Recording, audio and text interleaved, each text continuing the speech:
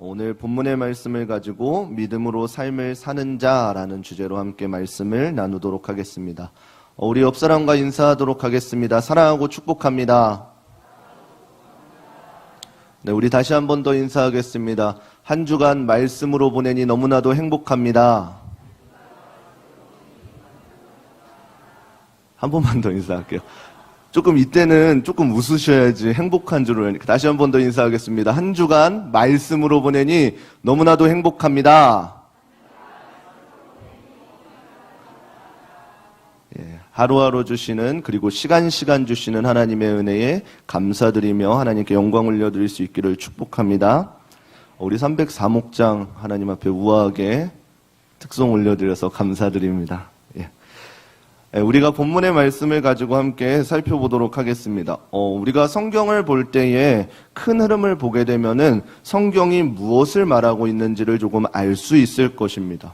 우리가 성경을 볼 때에 큰 흐름을 알아야 되는 이유는 무엇이냐면은 하나하나 문자대로 해석하게 되면은 어느 순간에서부턴가 우리의 생각이 개입되어지게 되고 하나님의 마음을 온전히 알 수 없기 때문입니다. 특별히 성경이라는 하나님의 책은 무엇이냐면은 성령님의 감동으로 하나님께서 글쓴이를 한 사람 한 사람 성령으로 감동시켜 주셔서 쓴 것이기 때문에 단순히 그것을 문자로 해석하기에는 많은 어려움이 있다라는 것입니다.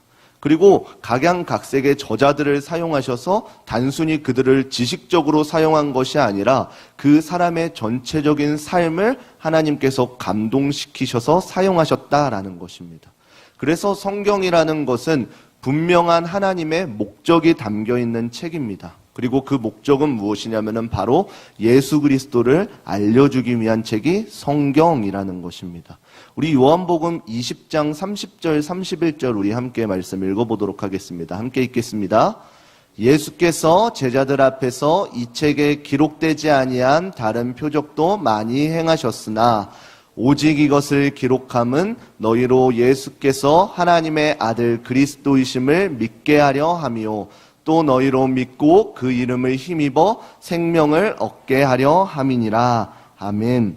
그래서 우리는 성경을 통해서 특별하게 하나님의 아들이신 예수 그리스도를 발견할 수 있어야 한다라는 것입니다. 그래서 성경을 읽을 때에 그 큰 흐름을 알지 못하면은 단순히 그 특정 나와 있는 어떠한 이슈들, 어떠한 기적들, 이것에 초점을 맞추게 되다 보면은 그것만을 따라가게 되어지는 오류를 범할 수 있다라는 것입니다. 요한복음 5장 39절 말씀 함께 읽어보도록 하겠습니다. 함께 읽겠습니다.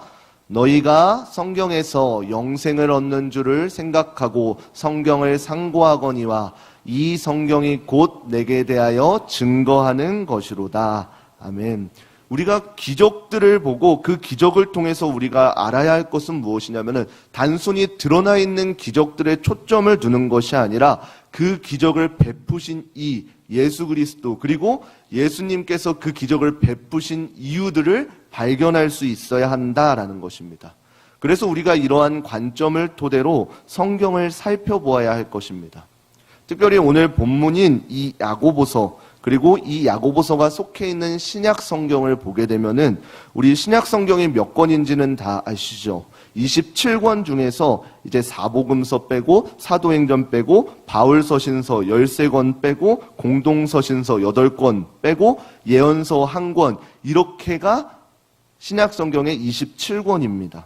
근데 오늘 본문은 그 중에서 어디에 속해져 있냐면은 바로 공동서신에 속하여 있습니다. 오늘날 이 야고보서 그리고 이 공동서신을 해석하는 데에 우리가 오류를 범하는 게 있는데 그것이 무엇이냐면은, 그래서 제가 서두에 성경의 전체적인 흐름을 보지 않으면 똑같은 오류를 범할 수 있다라는 것입니다. 야고보서, 특별히 공동서신을 볼 때 우리가 조금 오해하고 잘못하는 것은 무엇이냐면은 바로 바울 서신의 관점으로 야고보서를 해석하면은 안 된다라는 것입니다. 이것이 조금 무슨 말을 하는 거냐면은 성경이 정경화 과정, 이 우리가 지금 보고 있는 이 성경이라는 하나의 성경책이 되기까지 그것을 정경화라고 하는데, 그러한 과정을 걸칠 때에 이 야고보서가 성경에 정경화되는 데는 조금 어려움이 있었습니다. 근데 왜 어려움이 있었냐면은 이 신약 성경의 많은 부분을 차지하고 있는 바울 서신, 이 바울 서신의 공통적인 관점은 무엇이냐면은 우리 한 번쯤은 들어보셨을 거예요. 이신칭의라는 것입니다. 조금 더 쉽게 표현하자면은 우리가 믿음으로 의에 이른다, 믿음으로 구원에 이른다라는 말입니다. 맞습니다. 맞아요. 그런데 이것을 초점으로, 이것을 렌즈로 야고보서를 보게 되면은 조금 의아한 관점이 볼 수 있습니다. 우리가 야고보서를 읽어보신 분은 알 것인데 야고보서에서 관통하는 줄기가 혹시 무엇인지 아시나요? 우리 야고보서 2장 17절 말씀 우리 함께 읽어보도록 하겠습니다. 함께 읽겠습니다. 이와 같이 행함이 없는 믿음은 그 자체가 죽은 것이라. 아멘. 그래서 믿음으로 의롭게 되어진다는 이 바울 서신과 이 야고보서의 믿음이 없는 행함이 없는 믿음은 곧 죽은 것이다 라는 이것이 서로 상충되어지기 때문에 야고보서가 정경화되는 데 조금 어려움이 있다라는 것입니다. 그런데 신기한 것은 무엇이냐면은 오늘날 우리가 야고보서의 말씀을 대할 때에도 이러한 관점이 있다라는 것입니다. 그래서 야고보서를 읽다 보면은 내 행위가 없다? 그럼 나는 믿음이 없는 건가? 이렇게 생각하기 마련이라는 것입니다. 그런데 중요한 것은 무엇이냐면은 이 야고보서 그리고 이 바울 서신은 서로 충돌되어지고 반대되는 개념이 아니다라는 것입니다. 그것은 무엇이냐면은 서로 상호 보완적인 성경인 것이다라는 것입니다. 그래서 그 성격 자체가 다른 거기 때문에 그것을 바울 서신의 관점을 우리는 믿음으로 의롭다, 믿음으로 구원을 받았다, 이 관점으로 근데 행함이 없으면 믿음은 죽은 것이다, 이 관점으로 보게 되면은 오류가 범할 수 있다라는 사실입니다. 그래서 이 바울 서신에서 강조되었던 이신칭의에 대해서의 잘못을 교정하고자 이 성경의 역할을 공동서신이 그리고 특별히 오늘 본문인 야고보서가 그 역할을 감당하고 있다라는 사실입니다. 바울 서신이 어떠한 배경에서 쓰여지게 되었냐면은 이제 신약 시대에 보게 되면은 유대인들이 이제 오실 분 메시아를 기다리면서 예수님이 오셨음에도 불구하고 그들의 삶 가운데에 어떠한 율법적인 행동으로 그들이 사람들을 정죄하고 사람들이 하나님께로 나아오는 길을 막고 있었다라는 것입니다. 그러면은 이 사람들한테 필요한 것은 무엇인가요? 너네가 그 어떠한 행위로서 어떠한 천국에 들어가는 줄 아는데 그게 아니라 오직 하나님께서 보낼 자 예수 그리스도를 믿는 자만이 그 천국에 들어갈 수 있다라고 이렇게 해야 되는 복음이 필요한 것입니다. 그래서 바울 서신에서 강조하고 있는 것은 무엇이냐면은 이러한 유대인들을 향해서 너희가 그 어떠한 헛된 행위로서 구원을 얻고자 하지만 그것은 아니라 우리 인간 모두는 한없이 약하고 연약하기 때문에 하나님을 의지해야지만 구원에 이를 수 있다라는 사실입니다. 맞죠? 아멘이죠? 이 사실을 갖고 나아가야 했던 게 바울 서신이었습니다. 그런데 이것이 강조되고 이방 민족들에게 전파되어지다 보니까 어떠한 일이 일어났냐면은 오늘날 우리가 많이 아는 사실도 있을 것입니다. 예전에 떠들썩했던 구원파 있죠. 그것은 언제요? 내가 언제 구원받았는지를 날짜를 기억해요. 그리고 그 이후에 지어지는 모든 죄들은 다 나는 믿음으로써 구원받았기 때문에 다 만사 오케이야. 이게 돼버린다라는 것입니다. 그러면은 이러한 사람들에게는 어떠한 말씀이 필요한 것이에요? 바로 이 공동서신, 특별히 야고보서에 네가 아무리 예수 그리스도를 믿음으로 구원받았지만 예수님께서는 그 말씀을 주신 이유가 단순히 네가 구원받았다라고 해서 마음 편히 니나노 놀라는 것이 아니라 그걸 구원받은 그 삶을 하나님 앞에 행함으로 올려드려야 된다라는 이러한 사실인 것입니다. 그래서 단순히 구원받아서 끝 이런 사람들에게는 어떠한 말씀이 필요한 거예요? 오늘 본문인 야고보서의 말씀이 필요한 것입니다. 이처럼 그 어느 것 말씀 하나가 이게 옳다 이게 아니다 상충되어진다 이것이 아니라 하나님께서는 그 말씀을 서로가 도움이 될 수 있도록 상호보완적으로 말씀을 하셨다라는 사실인 것입니다. 그래서 야고보서의 그 그 바울 서신의 수신자는 어떠하였냐면은 1세기의 유대인들, 유대 기독교인들에 대해서 바울 서신이 이제 복음 증거하고 이방인들에게 복음 증거하는 데에 초점을 두었다면은 오늘 본문인 야고보서는 어떻게 했냐면은 그 2세기 중후반쯤에 많은 사람들이 믿음으로써 그 삶이 무너지고 그리스도인이다라는 이 처음 칭함받았던 착한 사람들, 하나님을 믿는 사람들은 정말 믿을 만하다, 이런 행실들이 사라진 모습들을 향해서 말씀이 쓰여졌다라는 것입니다. 그런데 이 말씀을 준비하면서 제 마음에 뜨끔했던 것은 무엇이냐면은 오늘날 우리가 바라보고 있는 교회의 모습들이 이와 같다라는 것입니다. 그래서 말씀들을 살펴보았더니 우리가 오늘 정말로 말씀 가운데 놓치고 있던 부분이, 그리고 우리가 깨달아야 했던 그 부분이 무엇인지를 조금 발견할 수 있을 것 같다라는 생각이 들었다라는 것입니다. 한번 생각해 보도록 하겠습니다. 오늘날 우리가 말씀이 부족한가요? 하나님의 말씀이 부족한가요? 아닙니다.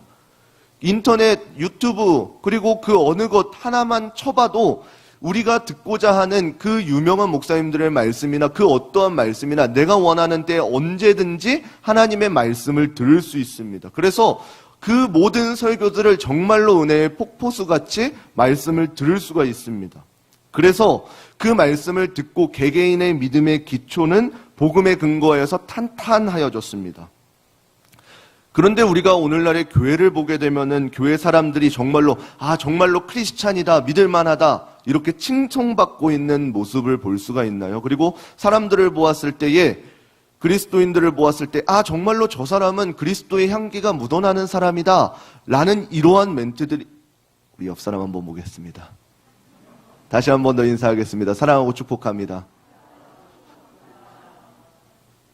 한 번 더 이야기하겠습니다. 그리스도의 향기가 묻어납니다. 정말로 그리스도의 향기가 묻어나는 모습을 볼 수 있냐라는 것입니다. 우리는 다들 너무나도 잘 알 것입니다. 그렇지 못하기 때문에 교회가 욕을 먹고 있다라는 그 사실을 분명히 알 것입니다. 그런데 중요한 것은 무엇이냐면 단순히 그렇지 못하기 때문에 우리가 이것을 손을 놓고 있는 것이 아니라 그것을 어떻게 말씀에 비춰서 우리의 삶을 변화시켜 가야 되는지를 깨달아야 한다라는 시점인 것입니다. 그래서 어쩌면 오늘날 우리의 교회의 모습뿐만 아니라 저와 여러분의 모습이 이 말씀을 통해서 해결할 수 있겠다라는 생각이 들어지게 된 것입니다. 그래서 오늘 말씀 가운데 그러한 은혜가 꼭 있기를 주님의 이름으로 축원합니다. 오늘 본문인 야고보서는 그 말씀의 수신자를 분명하게 이야기하고 있습니다. 야고보 1장 1절에 보게 되면은 흩어져 있는 12지파에게 이렇게 이야기하고 있으면서 다른 이방인들에게 쓰여진 것이 아니라 분명히 어떠한 이유로 흩어져 있는 12지파 사람들, 특별히 그리스도인들에게 쓰여진 말씀이다라고 이렇게 수신자가 명확하게 적혀 있습니다. 그렇게 하면서 그들에게 무엇이라고 이야기하냐면은 오늘 본문 2절 함께 읽어보도록 하겠습니다. 함께 읽겠습니다. 내 형제들아, 너희가 여러 가지 시험을 만나거든 온전히 기쁘게 여기라. 아멘. 왜 시험을 기쁘게 여기라 라고 이렇게 이야기하고 있을까요? 그리고 이 사람들에게는 어떠한 시험이 있는 것일까요? 유대지파, 특별히 예수 그리스도를 믿는 사람들은 그 당시에 사도행전 7장 이후에 보게 되면은 어떠한 일들이 일어나게 되냐면은 예수님을 십자가에 못 박고 예수님을 증거하는 사람들을 어떻게 했냐면은 돌에 이렇게 돌팔매질 하거나 그 사람들을 핍박하는 모습들을 볼 수 있습니다. 그래서 이 당시에 교회는 어떻게 되냐면 철저한 공동체 생활이어서 예수님을 믿어? 그럼 그 사람들을 핍박하고 이렇게 밀어내는 공동체였습니다. 그래서 예루살렘 교인들은 어떻게 되었냐면 곳곳에 흩어져서 살아갈 수밖에 없었다라는 것입니다. 그런 사람들에게 오늘 야고보는 이렇게 이야기하고 있는 것입니다. 어떠한 어려움, 여러 가지 어려운 시험들을 만나거든 너희가 기쁘게 여기라 라고 이렇게 이야기하고 있는 것입니다. 그러면 우리가 생각해 볼 것이 시험이 주는 유익은 무엇일까요? 제가 우리 학생들, 중고등부 친구들한테는 어떻게 이야기하냐면은 우리 중고등부 친구들은 1학년 빼고는 이제 시험이라는 제도가 있습니다. 그 시험을 조금 이 여러 가지 시험에 비유하고 있습니다. 만약에 우리 자녀들이 있으신 분들은 알겠지만, 우리 자녀들이 시험 기간이 아니면은 공부를 하나요? 아시죠? 예. 공부를 하나, 핸드폰을 하나, 방은 들어갔는데 어떠한 일이 일어났는지는 알 수 없고. 그런데 시험 기간이 다가오면은 어떻게 하나요? 그나마 공부하는 척이라도 해요. 진짜 하는지는 모르겠지만 척이라도 합니다. 이것이 시험이 고난, 어려운 시험, 여러 가지 시험이 주는 유익입니다. 우리 그러면은 이제 어른 성도님들에게 시험은 어떠한 것인가요? 분명히 삶 가운데서 어떠한 여러 가지 시험이 우리에게 닥칠 것입니다. 근데 그 시험 가운데 하나님께서 우리에게 주시는 유익은 무엇인가요? 시험은 우리 자신을 면밀히 살펴보게 합니다. 평소에는 몰라요. 평소에는 모르는데 내게 어떤 어려움이 닥치거나 고난이 닥쳤을 때 무엇을 알 수 있냐면은 일단은 멈춰서고 나를 자세히 살펴보게 되어집니다. 혹은 내가 믿음 생활이 연약해졌다면은 그분들은 꼭 어려움이 닥쳤을 때 어떻게 해요? 무엇이라 그래요? 내가 교회 생활을 열심히 안 해서 이런 어려움이 왔나 보다. 우스갯소리로 이렇게 이야기하지만 어때요? 어떠한 어려움이 만났을 때 우리는 어떻게 돼요? 자신을 면밀하게 살펴볼 수 있습니다. 또한 그 살펴보는 와중에 정말로 내가 의지하고 있는 게 무엇인지를 발견하게 되어진다는 것이에요. 내가 평소에 사람을 의지하고 있었는지 아니면 하나님을 의지하고 있었는지 시험이 오기 전에는 그것이 발견되어지지 않는다라는 것입니다. 내가 어떠한 문제가 만났을 때에 이것을 하나님 앞에 고하고 하나님 앞에 아뢰고 하나님을 붙잡는다면은 내 중심 가운데에는 하나님이 계신 것입니다. 그렇지만 내가 어떤 어려움을 만났을 때 일단은 내 머리를 굴리거나 내 생각을 하거나 어떠한 방법들을 찾게 되어진다면 나는 그것을 의지하고 있는 것입니다. 시험이 두 번째 주는 유익은 무엇이냐면은 잘못된 것을 깨닫게 해준다는 것입니다. 내가 어떠한 어려움이 왔을 때 이것이 내가 가고 있는 길이 뜨끔하고 잘못되었구나. 이 사실들을 깨닫게 해준다는 것입니다. 시험이 주는 유익 마지막 세 번째는 무엇이냐면은 그 시험을 통해서 우리를 정결하게 한다라는 것입니다. 그 시험을 돌고 우리가 무너졌던 그리고 바로잡지 못했던 하나님과의 관계를 다시 한 번 더 생각하고 다시금 그 관계를 붙잡기 위해서 애써서 우리의 마음이 다시금 하나님 앞으로 정결하게 되어진다라는 것입니다. 그래서 오늘 본문 가운데는 무엇이라고 나와 있냐면은 야고보서 1장 3절 함께 읽어보도록 하겠습니다. 함께 읽겠습니다. 이는 너희 믿음의 시련이 내는 줄 너희가 알미라. 아멘. 우리가 여러 가지 시험을 기뻐해야 되는 이유는 무엇이냐면은 그 시험들을 통해서 인내가 만들어진다라는 사실입니다. 그렇다면 인내가 무엇인고 하니 4절에 이렇게 설명하고 있습니다. 4절 함께 읽겠습니다. 인내를 온전히 이루라. 이는 너희로 온전하고 구비하여 조금도 부족함이 없게 하려 함이라. 아멘. 이 말씀을 이렇게 보면 조금 어렵지만 쉬운 성경으로 보게 되면 뭐라고 나와 있냐면은 여러분이 하는 모든 일을 참고 견디어 조금도 부족함이 없는 완전하고 성숙한 사람이 되십시오 라고 이렇게 번역되어 있습니다.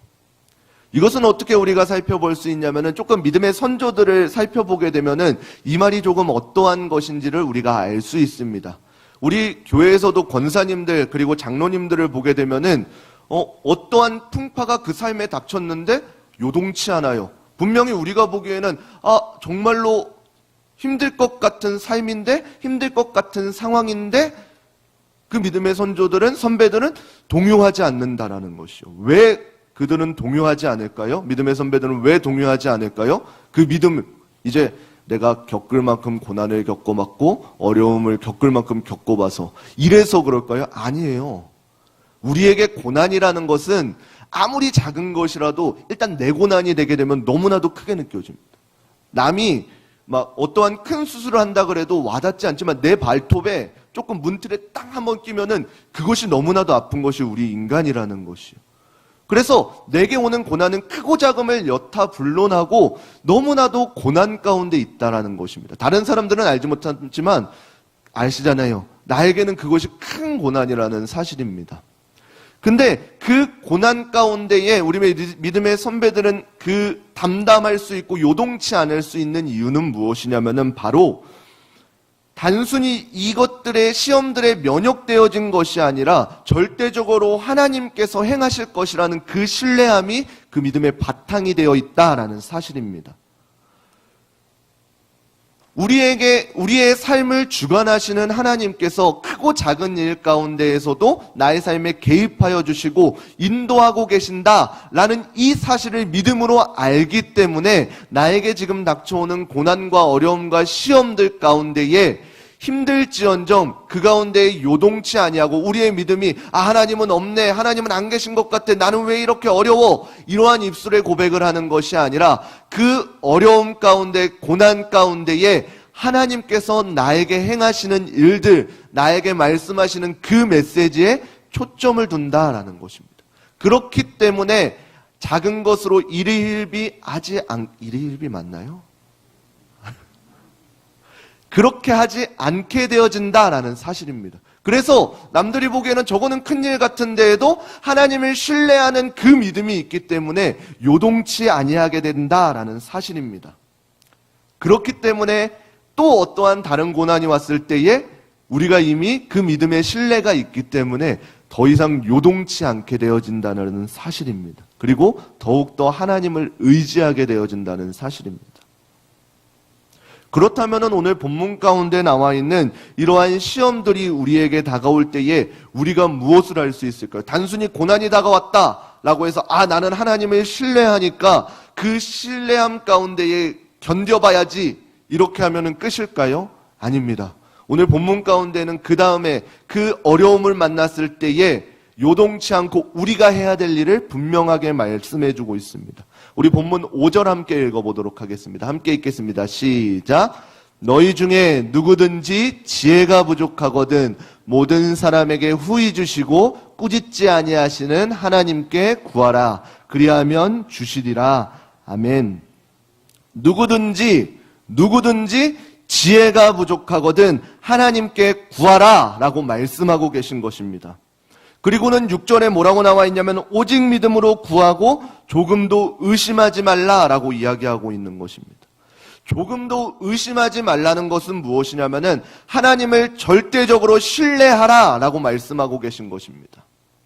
우리에게 어떠한 고난이 다가올 때에 우리가 가장 먼저 해야 될 것은 무엇이냐면은 그 고난의 출처가 어디인지를 분명하게 분별해야 된다라는 것입니다.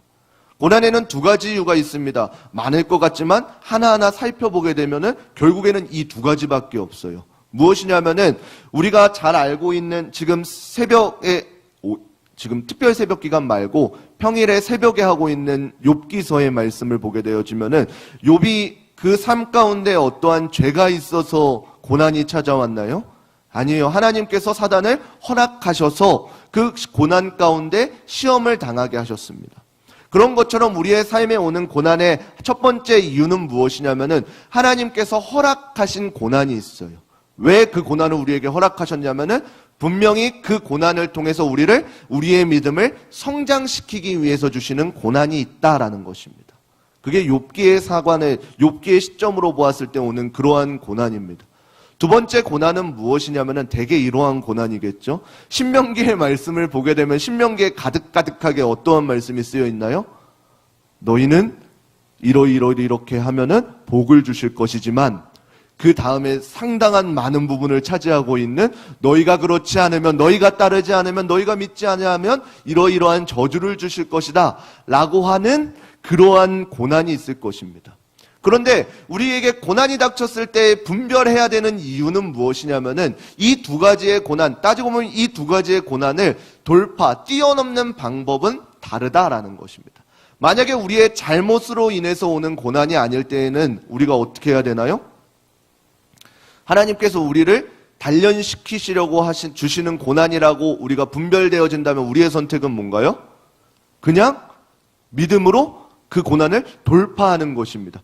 어떠한 이유, 어떠한 토를 달 것도 없이 하나님 앞에서 이 어려움 가운데 주시는 하나님의 마음을 깨닫고자 발버둥 치면 돼요. 고난 가운데 발버둥 치면 돼요. 그렇지만 이 두 번째 고난의 이유는 그렇게 발버둥 친다고 해결되는 문제가 아닙니다. 우리의 잘못으로 오게 되어진 고난을 돌파할 수 있는 방법은 무엇이에요? 납작 엎드리면 됩니다. 하나님 앞에 우리의 죄를 회개하고 아뢰고 하나님 앞에 간구하면 됩니다. 그러면 어떻게 되나요? 하나님께서는 미쁘시고 의로사 우리의 죄가 주홍 같을지라도 도말하여 주신다라고 이렇게 합니다. 우리가 그 약속에 의지하여 하나님 앞에 회개함으로 그 고난을 돌파할 수 있는 것입니다. 그래서 우리가 고난을 만났을 때 가장 먼저 해야 되는 것은 무엇이냐면 바로 분별함입니다. 이 분별함은 어디서 오는 것인가요? 바로 하나님께서 주시는 지혜인 것입니다. 이것은 아무리 우리가 똑똑하다고 한들 분별할 수 있는 게 아니라는 것입니다. 영적인 것은 영적으로 진단하여야 하기 때문에 우리가 아무리 지식이 많다고 한들 그것을 알 수 있는 것이 아니다라는 것입니다. 제가 우리 학생들한테는 이 지식과 지혜에 대해서 조금 설명해 주는데 간단하게 이야기하면 이런 겁니다. 지식은 무엇이냐면 우리가 배워서 알게 되어지는 것입니다. 배우면 알 수 있습니다. 학교 다닐 때 국어, 역사 이런 것들을 배우면 지식이 쌓입니다. 물론 안 쌓이는 친구들도 있지만 쌓입니다. 일단은 더욱더 열심히 하면 쌓이게 되면 조금이라도 쌓이게 됩니다. 그렇지만 지혜는 이러한 것들이 아닙니다. 지혜는 어떠한 거냐면은 우리가 아는 그 범위 가운데에서 적재적소에 내가 아는 부분이 튀어나오게 되어지는 것입니다. 이걸 조금 영적으로 이야기하면은 성령님께서 그 순간순간 내가 모르는 것을 깨닫게 하시는 것이 아니라 내게 이미 주어진 것을 통해서 역사하신다라는 것입니다. 그래서 우리가 성경을 많이 읽어야 되는 이유가 거기에 있는 것입니다. 내게 총알이 없는데 어떻게 그 총알이 나갈 수 있겠냐는 것. 내가 말씀을 많이 묵상하고 많이 알고 있어야지 하나님께서 깨달게 해주실 수 있는 귀한 은혜가 넘쳐난다라는 것. 이것이 지혜인 것입니다. 그래서 이 지혜는 하나님께서 주시는 것입니다. 우리가 방금 읽었다시피 이 지혜를 하나님께서는 우리에게 어떻게 하라고 하시나요? 바로 구하라 라고 이렇게 이야기하고 있는 것입니다. 누구든지 지혜가 부족하거든 그 지혜를 구하는 자에게 하나님께서는 후히 주시고 꾸짖지 아니하신다라고 이렇게 이야기하고 있는 것입니다. 그래서 그 지혜는 결국 어디까지 이야기되게 되냐면은 우리 마지막으로 잠언 9장 10절 함께 읽어보도록 하겠습니다. 함께 읽겠습니다. 여호와를 경외하는 것이 지혜의 근본이요 거룩하신 자를 아는 것이 명철이니라. 아멘. 그래서 우리에게 여호와를 경외하는 것이 그 모든 지혜의 근본이 되어진다는 것입니다. 그래서 우리가 다음 세대들에게 흘려줘야 될 것은 무엇이냐면은 많은 지식들이 아니라 하나님을 경외하는 법을 흘려주어야 된다는 것입니다. 우리의 다음 세대들이 아무리 많은 세상의 지식들을 알고 있다고 한들 그 지식이 적소에 튀어나오지 않게 되면 어떻게 됩니까? 헛똑똑이가 되어지는 것입니다. 그러나 내가 조금 부족해요. 아는 것이 없다고 한들 하나님께서 주시는 지혜 가운데에 적재적소에 사용되어지게 되면은 그저 하나님께서 세우신 바 그 뜻대로 살아가게 되어진다라는 것입니다. 그래서 우리가 다음 세대들에게 하나님을 경외하는 법을 전수해 줘야 될 이유가 여기에 있는 것입니다. 그리고 그것이 바로 우리에게 고난이 닥쳤을 때에, 어려움이 닥쳤을 때에, 시험이 닥쳤을 때에 돌파하는 최적의 방법인 것입니다.